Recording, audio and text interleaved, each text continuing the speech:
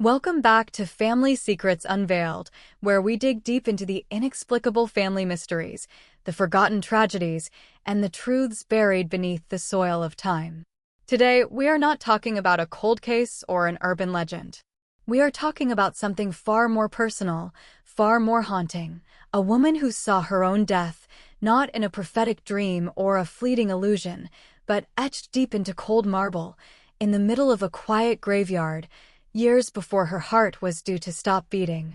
This story isn't just about death, it's about manipulation, about the deepest level of fear, and about how evil a family secret can truly become. The life of Eleanor Vance at 42 was a beautifully orchestrated symphony. She was a successful architect in Boston, possessing an elegant sophistication and a warm, radiant smile.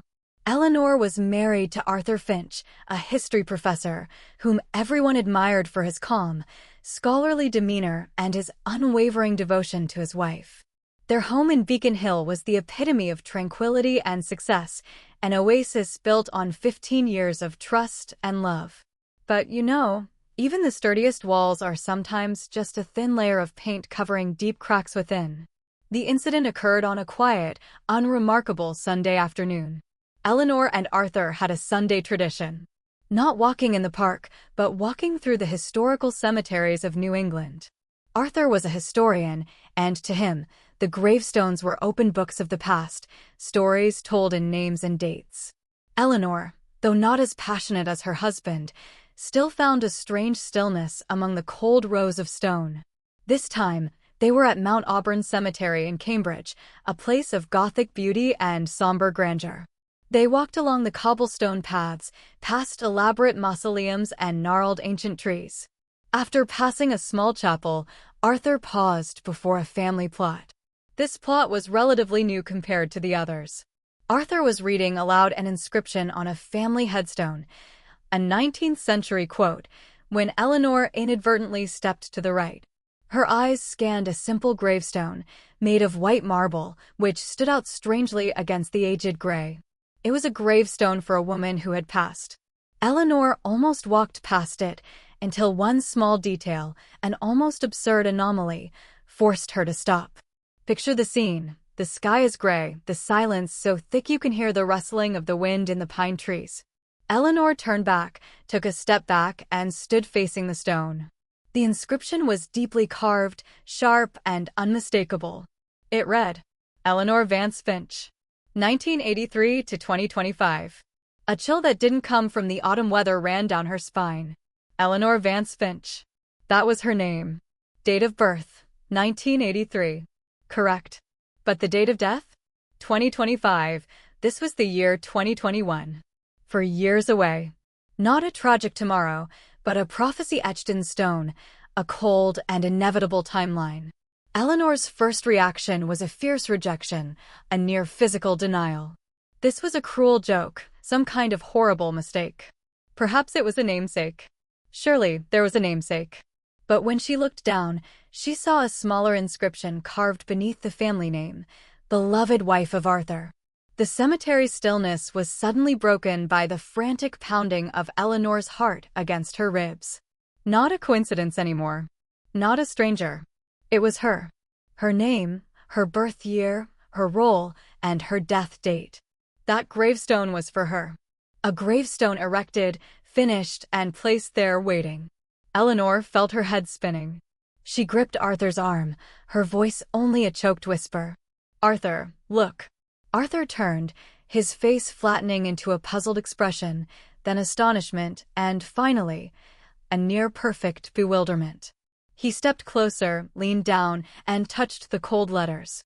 Oh my God, Eleanor, he whispered, his voice full of alarm and disbelief. This is a sick joke. It must be some student prank. He tried to rationalize, but his explanation sounded weak, even to himself. This was solid marble, professionally carved. There were no signs of fakery. Eleanor couldn't take her eyes off the year 2025. For years. For years to live, or for years to run from a sealed fate. Arthur's usual composure had vanished. He was agitated, anxious. He pulled her away from the plot, practically dragging her. "We have to leave now, Eleanor. We're calling the police. This is harassment. This is a threat." But as they rushed out of the cemetery, a question began to gnaw at Eleanor, a cold suspicion she couldn't shake. A joke? A threat? If it was a threat, why choose such a long time frame? Why invest in a real, expensive gravestone, complete down to the personal detail? And most importantly, who would be motivated to do something so horrifying, macabre, and complicated? That evening, the event covered them like a damp, cold blanket. Arthur tried to reassure her, calling friends to look for a logical explanation and acquaintance with a morbid sense of humor. But nothing. No leads. The police took their statement with skepticism and promised to investigate, but it was clear they viewed it as an elaborate, costly prank, not a serious murder plot. Eleanor didn't find it funny, however. The incident had changed her. She began to view everything around her with a sharp suspicion. Suddenly, Arthur's constant devotion to her seemed a little too much. His secret phone calls, which he explained as university work, now sounded different. His affection, once a safe harbor, now felt like an invisible chain, binding her. For years. She had 4 years. That made her ruthless, unforgiving. She started looking for anomalies in their perfect home, in their perfect marriage. She checked Arthur's trash, went through his desk drawers, looking for an explanation, a name, a motive. She found nothing, but the doubt had taken root, and once rooted, it grows like a toxic fungus in the dark. She recalled a story Arthur had once told at a dinner party, a tale of an 18th-century man who faked his own death to escape an unhappy marriage. She remembered the way he laughed when he told it, a laugh slightly too loud, slightly too strained. Now, that laughter echoed in her mind like a warning. Was this a scheme? A coded message? Arthur wanted to end this marriage, but not with a costly and humiliating divorce. He wanted to end it with marble. No, that was insane. Arthur loved her. He was as panicked as she was. But what if the gravestone was a warning, not from an enemy, but from an ally? Someone trying to save her from something she didn't know? The incident had opened a small crack in their perfect marriage, a crack Eleanor couldn't stop looking into. The truth, whatever it was set. Her name was carved. Her day was set. And as Eleanor stood by the window late that night, looking out at the silent city of Boston, she knew she was no longer the successful, confident woman she had been. She was prey, a woman with an expiration date, and most terrifyingly, she began to wonder if her own husband was the one who had written the ending to her story. This mystery has only just begun. And the truth Eleanor is about to discover will be colder than the marble slab in the graveyard. The name carved in stone, Eleanor Vance Finch, 1983 to 2025, wasn't just an inscription, it was a death knell that relentlessly echoed in Eleanor's mind. For years. Now, every day that passed was a countdown, a waste of precious time she could no longer afford. Since that fateful afternoon at Mount Auburn Cemetery, her and Arthur's life had changed from a peaceful oil painting into a modeled sketch, full of shadows and hidden corners. Suspicion, a cold snake, had coiled in Eleanor's heart. Initially, it was solely aimed at Arthur. His behavior, while not obviously altered, was interpreted by Eleanor through a new filter, the filter of betrayal and conspiracy. When Arthur came home late, explaining he was researching a complex historical manuscript, Eleanor imagined him meeting with a lawyer, or worse, an accomplice. She started checking their bank statements, looking for unusual expenditures. But the accounts were impeccable, no payments to stonemasons, no suspicious transactions that could explain the gravestone. That perfection only made her more suspicious. The concealment had reached a masterful level. Weeks passed, and Eleanor decided to act on her own. She knew that if a secret was so profound that it had to be carved in marble, it had to lie deep beneath the surface of their current lives. She didn't trust the police, who had closed her file as an untraceable harassment case. She had to look for clues in the past. Eleanor began to rummage through Arthur's old archives. He was a history professor, and his study was filled with boxes of documents, old diaries, and genealogical files. Arthur always said he was fascinated by finding the lost connections of New England families. In an old box labeled Finch, Genealogy 1900 to 1950, Eleanor found a small, worn leather-bound notebook. It wasn't a diary, but a ledger of land and property transactions from the early 20th century. She flipped through the pages, initially just curious about Arthur's family life. And then she stopped. Among the Finch names, another name stood out: Lydia Vance.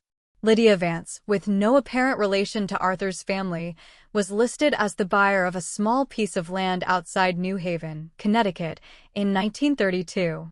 The strange thing was, in the margin, Arthur had scribbled in pencil, "Mother's mother." Eleanor was stunned. Her mother's mother was Elizabeth Vance. Was this a mistake or a hint? The connection was tenuous, but Eleanor felt something resonating. Why would Arthur, a man obsessively careful with documentation, make such a casual note? The incident pulled Eleanor away from focusing on Arthur and redirected her toward her own family. She had lost her parents in a car accident years ago, and she had always believed she was an only child, with no close siblings or relatives. She started digging deeper into Lydia Vance, the woman Arthur inexplicably called Mother's Mother. Using Arthur's knowledge and research tools, she traced Lydia's records. What she found was strange. Lydia Vance died in 1940, but in her death certificate, her occupation was listed as employee at Bridgewater State Hospital. Bridgewater State Hospital. Immediately, a cold feeling ran through Eleanor. Bridgewater wasn't a typical hospital. It was a facility for dangerous or extremely difficult patients. Why would her great-grandmother, or the person Arthur thought was her great-grandmother, work there? Or was she a patient? As Eleanor continued her search, she uncovered an even more unsettling truth. In 1935, 3 years after buying the New Haven plot, Lydia Vance was discharged from Bridgewater for serious mental health reasons. After that, she was presumed missing. But there was a police report pinned to her file. A woman found wandering near a cemetery in New Haven, speaking incoherently about prophecies on stone and predetermined death. All of this sounded far-fetched, an ancient family tragedy, unrelated to Eleanor's gravestone in 2021. But Eleanor began to see recurring patterns. Cemetery. Prophecy carved in stone. The name Vance. She started to believe that her gravestone was not a murder threat, but a repetition of a tragedy that had once happened to her family, a coded curse that someone had reactivated. Now, Arthur began to notice the change in Eleanor. She no longer slept well. She was often awake at night, her eyes wide open, as if she were seeing things he couldn't. His anxiety seemed to increase. He started suggesting she see a doctor, take sleeping pills. This care, once comforting, now felt like a velvet cage tightening around her. One night, Eleanor woke up and found Arthur sitting in the armchair in the living room, a laptop on his lap. The pale blue light from the screen cast strange shadows on his face. Eleanor crept downstairs. She heard him talking quietly on the phone. His voice was strained, low, and seemed urgent. She stood outside the living room door, holding her breath. "I told her there was nothing to worry about." "She's just stressed," Arthur said. Then he paused, listening. Then he spoke a sentence that made Eleanor's blood run cold. "She must not know about the plots." "Absolutely not. If she finds them, everything will fall apart. We only have 4 years left, and I don't want to take any chances." For years. The same timeline on the gravestone. The plots. That confirmed Eleanor's worst fears. Arthur was involved in a conspiracy, and it was connected to her predetermined death. But what were the plots? Could it be the land Lydia Vance bought in New Haven? The next morning, Eleanor played the part of the normal wife, but inside, she was building an escape plan. She pretended to take the sleeping pills Arthur offered, but hid them under her tongue. She needed an opportunity to escape his control. She had found the exact address of the New Haven land Lydia Vance had bought. It was the only place she could find a real clue, away from Arthur's shadow and their monitored home. When Arthur left for work that afternoon, with a whispered instruction to get some rest, "My love," Eleanor drove away. She headed to New Haven, her heart pounding like a war drum. When she arrived at the address, she saw it was not a house, but a dense forest where there had once been a small farmland. Nothing remained but pine trees and a rotten wooden fence. Disappointed and scared, Eleanor was about to turn the car around. But as she was reversing, her headlights shone on a strange object hidden in the bushes. It was a low stone structure, almost buried in the dirt. With a surge of adrenaline, Eleanor got out of the car and cleared the bushes around the structure. She realized it was the foundation of an old house. And carved into the cornerstone of the foundation was a strange symbol, an owl inside a circle, and beneath it, the initials, VF 25. VF, Vance Finch. 25 to 2025. No doubt anymore. The gravestone was not a joke, nor was it a random family tragedy. It was a seal, part of a plan that had been set long ago, involving her family and Arthur's family. This land was the central point. Her name was carved on it, not by the hand of a stonemason, but by the hand of family history. Eleanor felt a wave of despair wash over her. She was not just running from a potentially murderous husband, she was running from a dark legacy she didn't even know she had inherited. And if Arthur had said she wasn't allowed to know about these plots, what should she do next to find the truth behind that mysterious VF 25 symbol? She knew that returning home was extremely dangerous, but she also knew that the next clue was likely right in Arthur's grasp. The truth awaiting Eleanor would be a shocking revelation, an electric shock that would shake everything she thought she knew about herself and the man she married. The old house foundation in New Haven was not just a ruined structure, it was a map, a missing piece in the mysterious puzzle Eleanor was trying to assemble. The symbol VF 25 was not a coincidence. It was a mark, undeniable proof that she was at the center of a centuries-old conspiracy. The truth Arthur had hidden was not an affair or a financial secret. It was a genetic scheme, a curse passed down from the Finch line to the Vance line. Eleanor drove back to Boston, but her mind wasn't there. She was obsessed with what she had seen. VF could be Vance Finch. 25 could be 2025. But why this land? And why was Arthur, a man seemingly devoid of malice, the one holding the key to this secret? Fear had turned into fierce anger. She was no longer a hunted victim, she was a warrior seeking the truth. When Eleanor returned home, she found Arthur sitting in his study, his expression strained. He looked at her questioningly, but Eleanor didn't allow herself to be vulnerable. She walked straight into the room, her eyes sharp and cold. "What are you hiding, Arthur?" she said, her voice low and menacing. "I went to New Haven. I found the plot of land." Arthur's face changed from strained to pale. He stood up, trying to appear calm, but his hands were trembling. "What are you talking about, Eleanor?" "I don't understand." "Stop pretending," Eleanor hissed. "I saw the symbol. VF 25. It's connected to my mother's mother, to prophecies, and to my gravestone. You talked on the phone about me not being allowed to know about the plots.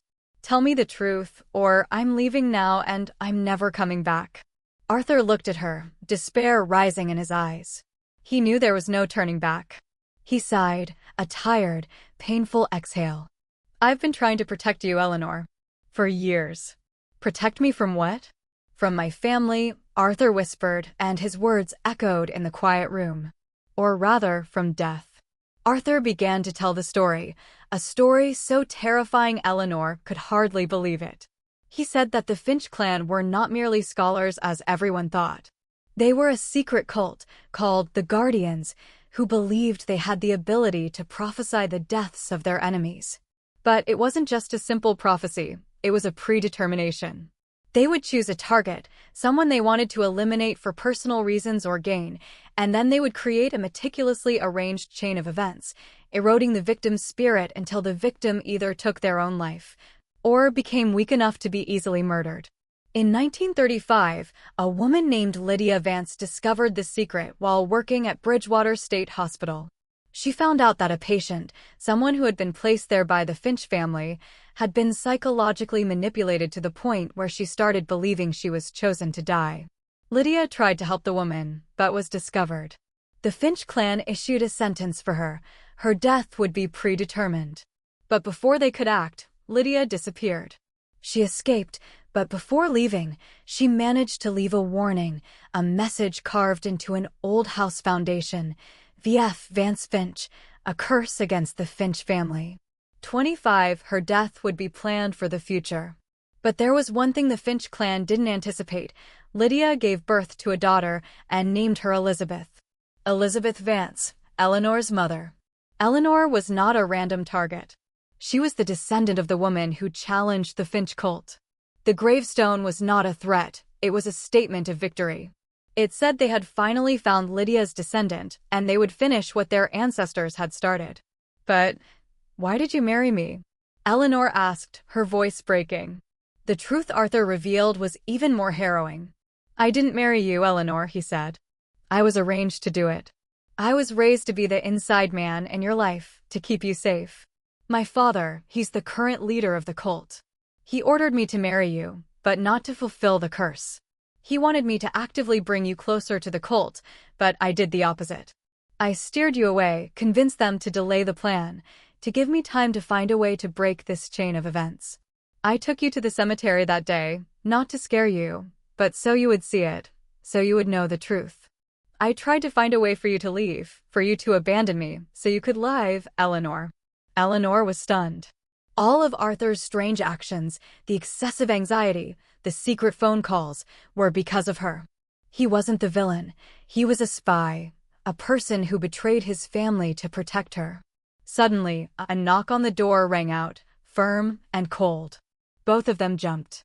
Arthur looked at her with a look of terror. He knows, he whispered. The door opened, and an older man walked in. His face was gaunt, his eyes like ice. It was the father Eleanor had never met, her father-in-law, Elias Finch. Following him were two other men, their faces blank, expressionless. Elias Finch walked in, his gaze fixed on Arthur with profound disappointment. I put my trust in you, Arthur, he said, his voice soft, yet carrying an immense weight. I gave you time, but you abused it. You told her the truth. A dramatic confrontation began. Arthur stepped forward, trying to protect Eleanor. Father, we can stop this. This is madness. Lydia Vance's death was over 80 years ago. Why must we continue such an ancient curse? Elias laughed, a dry, hollow sound. Because it is not a curse, my son. It is a tradition. It is a reminder that we are the masters of our own destiny. And this girl, he pointed at Eleanor, carries the blood of a challenger. A challenger cannot be allowed to exist. Her fate is sealed. Eleanor looked into Elias's eyes, and she saw no cruelty, only a frightening indifference. To him, this was not a crime, it was a ritual. Arthur had betrayed them, and he would pay the price. But that wasn't the worst part. Arthur looked at his father, then turned to Eleanor. He knew he only had one last chance. He spoke to her, his voice urgent. The foundation, that's not the whole story. When she escaped, she left another map, a secret name. You must find it, Eleanor. It's hidden in. But he never finished the sentence. One of the men following Elias struck Arthur on the back of the head with a hard object. He collapsed to the floor, unconscious. Eleanor screamed, rushing towards him. Elias stopped her. Your fate is sealed, daughter-in-law, Elias said, his voice as cold as marble. For more years. You will never find what my son tried to hide. You will live in fear, and ultimately, you will die. And that will be a fitting end for a story that began with betrayal. Eleanor was dragged out of her own house, leaving Arthur lying on the floor. She didn't know if he was alive or dead. Arthur's words, a secret name, echoed in her head. It was the only clue she had. She knew she couldn't trust anyone anymore, and she had to find the truth herself. This confrontation was not the end, it was a declaration of war. The real hunt had begun. Eleanor was cruelly thrown out of her own home, the house she had once considered a sanctuary of love and peace. Now it was merely the scene of a crime, a cover for a conspiracy that had lasted nearly a century. The image of Arthur collapsing on the floor, his unfinished sentence, a secret name, kept drilling into Eleanor's mind. She didn't know if he was alive or dead, but she knew he had sacrificed everything to give her one last chance at survival. There was no time to mourn. Elias Finch and his guardians believed they had neutralized Arthur and sealed Eleanor's fate. They wouldn't come for her immediately. They wanted her to live in fear so that the death carved in marble would become an inescapable reality. But they underestimated Eleanor Vance Finch. She knew the final clue had to be in Arthur's history books and genealogies. He was a historian, and he had used his knowledge to code the truth. Eleanor snuck back into the house that night, using the spare key Arthur had given her years ago, a contingency never meant to be used. Arthur's study had been ransacked. Files were scattered on the floor, but Eleanor knew Arthur was obsessively tidy. She focused on what he didn't put away. She remembered Arthur's words, a secret name. He had mentioned another map Lydia Vance left behind. That map had to be contained within a name. She searched Arthur's desk drawer. She recalled he always kept a precious book there, one he claimed was his favorite, an old, worn leather-bound copy of a collection of poems by Emily Dickinson. Arthur always liked Dickinson, and the choice seemed harmless. But Eleanor remembered Arthur often doing something strange. He never read the book aloud. Eleanor opened the book. On page 25, that haunting number appeared again. She saw a small picture pasted into the corner of the page, an owl, identical to the symbol on the New Haven Foundation. Beneath the owl, a passage of poetry was delicately underlined. Because I could not stop for death, he kindly stopped for me. The carriage held but just ourselves, and immortality. There was no secret name, just poetry and the owl. Eleanor began to despair. She was about to fall into the abyss of panic when her eyes stopped on a small detail, a faint, thin brown smear on the page, just below the poem. She held it up to the light. The smear wasn't ink, but a very thin chemical layer, only clearly visible at a certain angle. Arthur had encoded it. Using a small UV lamp she found in Arthur's antique kit, Eleanor shone it on the page. Immediately, the writing appeared, written in invisible ink. Eleanor, Blackwood Sanctuary. Blackwood Sanctuary. It was a vast, desolate property in northern Massachusetts, known for its dense forests and ghostly legends.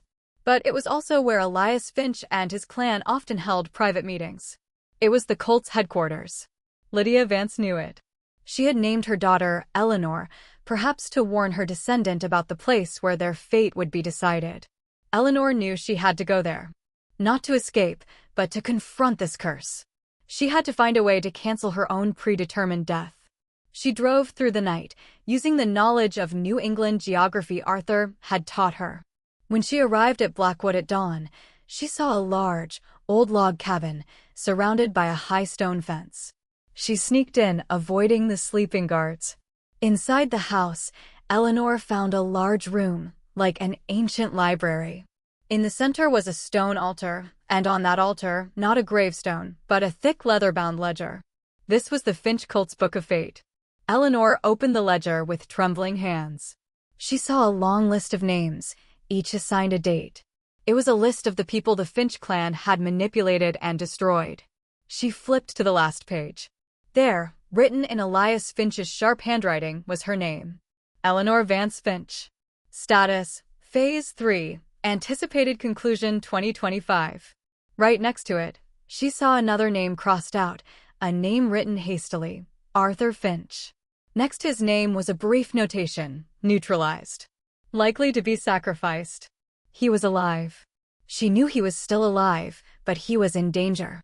Most importantly, beneath her entry, a small line was written in red ink. Cancellation requires the consensus of the curse, Vance, and the assassin, Finch, before Phase 4, 2025, is triggered. Consensus.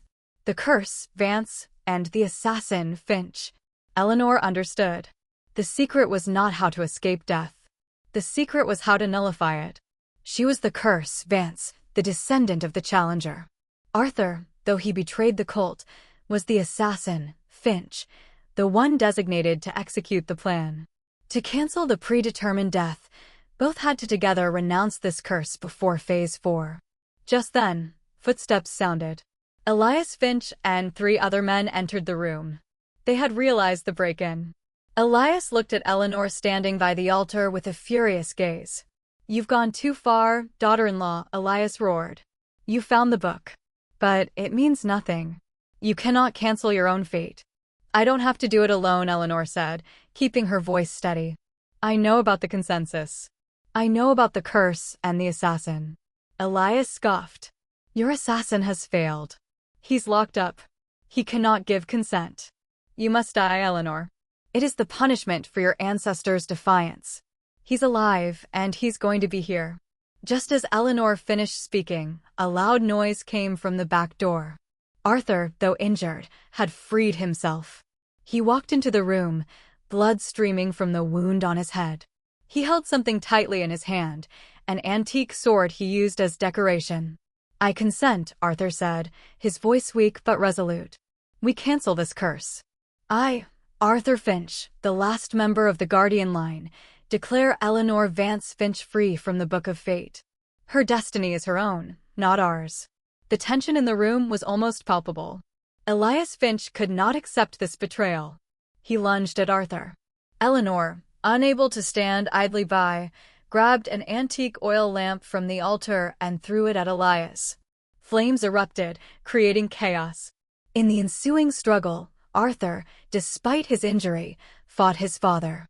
But this was not a physical fight, it was a spiritual one, a rupture of tradition. Finally, Arthur defeated his father, not by killing, but by destroying the Book of Fate. The fire licked at the old leather pages. As the book burned, Elias Finch suddenly collapsed, as if an invisible thread had been cut. The cult fell with its Book of Fate. Eleanor and Arthur escaped Blackwood. Arthur had to be rushed to the hospital immediately. Both were scarred, but they survived. They had cancelled not only Eleanor's death, but the curse that had haunted the Finch clan for generations. The Finch cult dissolved. Eleanor and Arthur's marriage was rebuilt, not on a foundation of fake perfection, but on brutal truth and sacrifice. Years later, the couple remained in Beacon Hill. But they no longer visited cemeteries. Eleanor was no longer afraid of the year 2025. When the year came, it was just an ordinary day, a day she and Arthur spent building a new life, unpredetermined by marble or prophecy. The gravestone still remained in Mount Auburn, a cold reminder of what had happened, but now it had lost its power. It was a gravestone for a fate that had been denied. And that is the story of Eleanor Vance Finch, who saw her name carved on a grave and then rewrote her own narrative. It is a testament that even when fate is sealed, love and willpower can burn even the oldest curses.